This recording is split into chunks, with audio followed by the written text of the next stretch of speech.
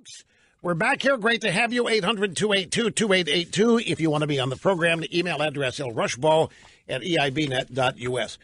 Have I asked you all about Black Panther yet, the movie? Did I ask you that? I asked you that privately, right? Well, I have not asked this on the air.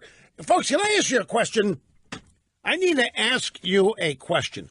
Are you sick of living in a racist country that has twice elected a black president? And are you sick of living in a racist country where a movie featuring a black actor as a black superhero is poised to set box office records?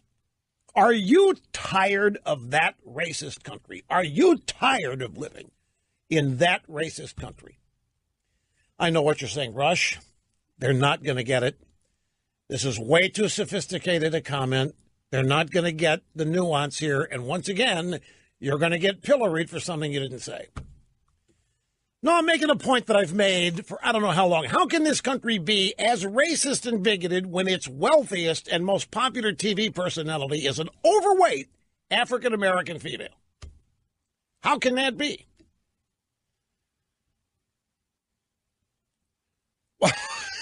What? What do you mean, who would that be? How many overweight African-American TV personalities that gave away cars are there? I've often asked that question because I, like all Republicans, I sit here and I get fed up with this never-ending allegation, and not just personally, but that the country is this. And, of course, it isn't.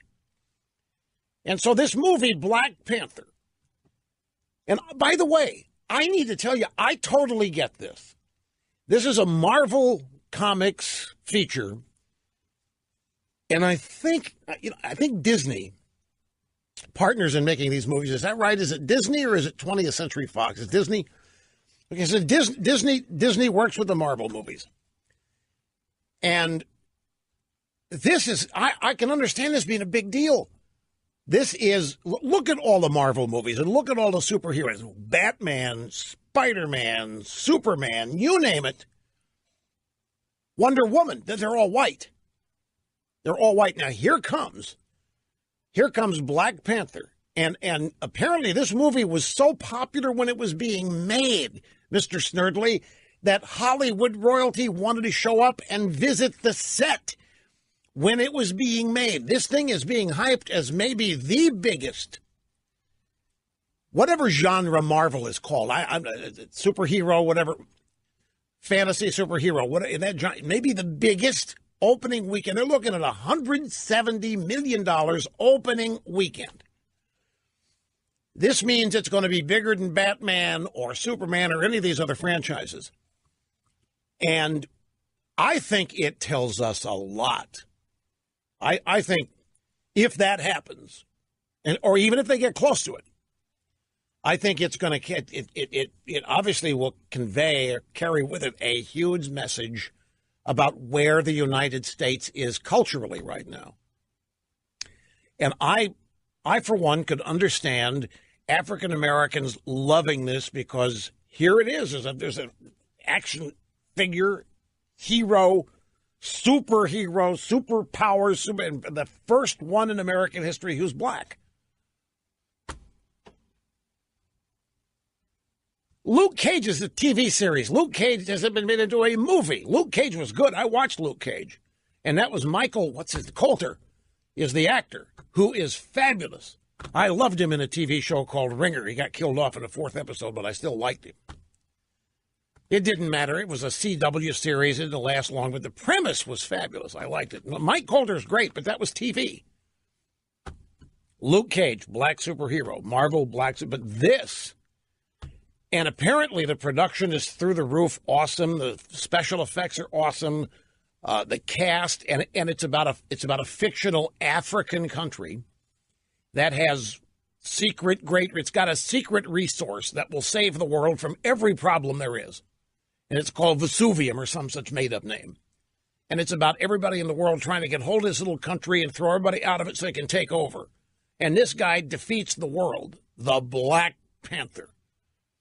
And it's got great stunts and everything. I can imagine this thing is a humongous matter of pride,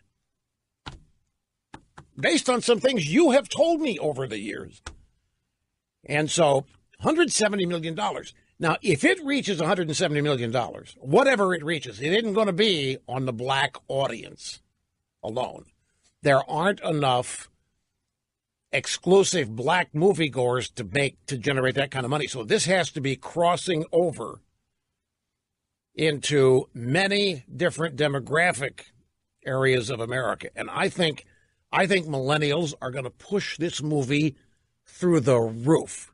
And it's definitely going to come from the millennial crowd, and given their political attitudes on things, I think it makes perfect sense that these expectations are there. And I don't think that they would be touting these expectations if they weren't sure it was going to perform. I mean, they wouldn't be out there saying it's going to generate $170 million opening weekend if it's not. There's too big a risk.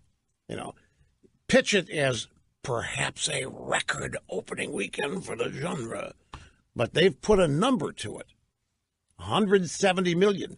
Rotten Tomatoes, 100% positive rating on Rotten Tomatoes. Most of the movie industry think that Rotten Tomatoes is killing them. You know why? Because Rotten Tomatoes is nothing more than your average moviegoer combined with the snark of social media, ripping movies to shreds. Whereas the professional critics at the New York Times and Time Magazine have these sophisticated reviews. And most of the people in Rotten Tomatoes are telling these people to pound sand. Screw you. I don't need you to tell me whether I like this or not. Who the hell are you? Why should I listen to you? I'm going to make up my own mind. So they go watch it, hear about it, go to Rotten Tomatoes, and 100. But nobody gets 100% of Rotten Tomatoes.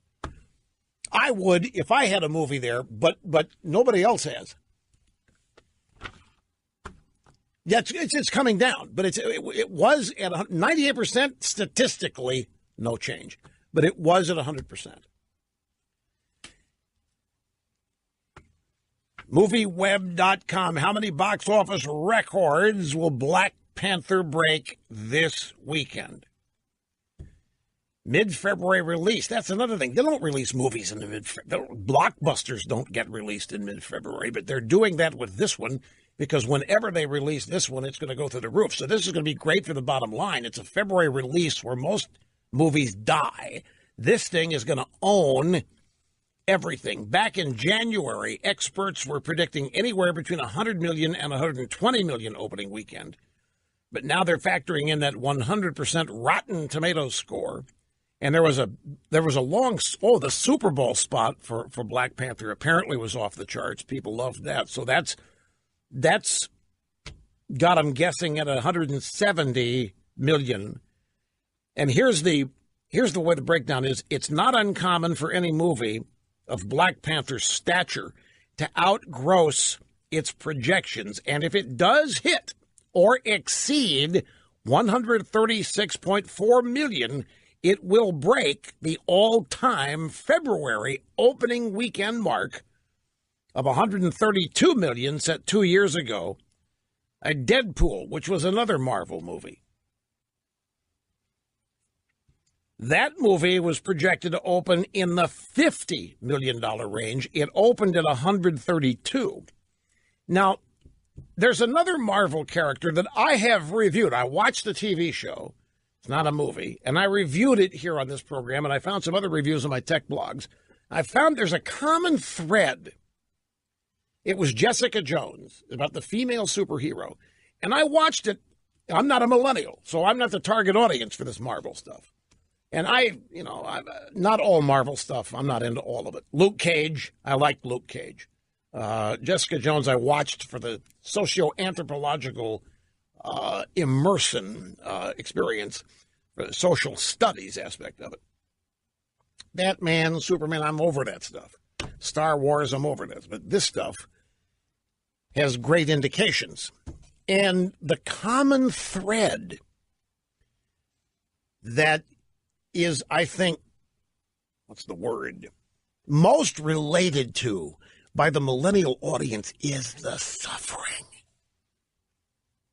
the suffering and how it is dealt with. I could not believe the reviews of Jessica Jones, how wonderful it was because of all the suffering. And I began to ask myself, these millennials that are watching this, now these are tech and media millennials writing about this, and I don't know how representative they are of the media population at large, but is this how they see life?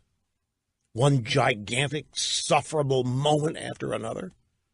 That life is nothing more than an endurance project to see how you can cope? That's what life is basically coping? And that seemed to be the great message taken from Jessica Jones. I don't know if that's going to be the case. I think this movie is going to have popularity for different reasons, but there's going to be a lot of suffering in this movie because these heroes are going to mete out a lot of pain and a lot of damage to the bad guys. But I strive to know where the cultural attitudes of large groups of people are as a way of indicating what we need to do in the future. They're going to grow up. I mean, even millennials are going to become adults, older adults. They're going to change. And life is, I mean, look, we only get one life. And I understand for most people, it's not a bowl of cherries for anybody.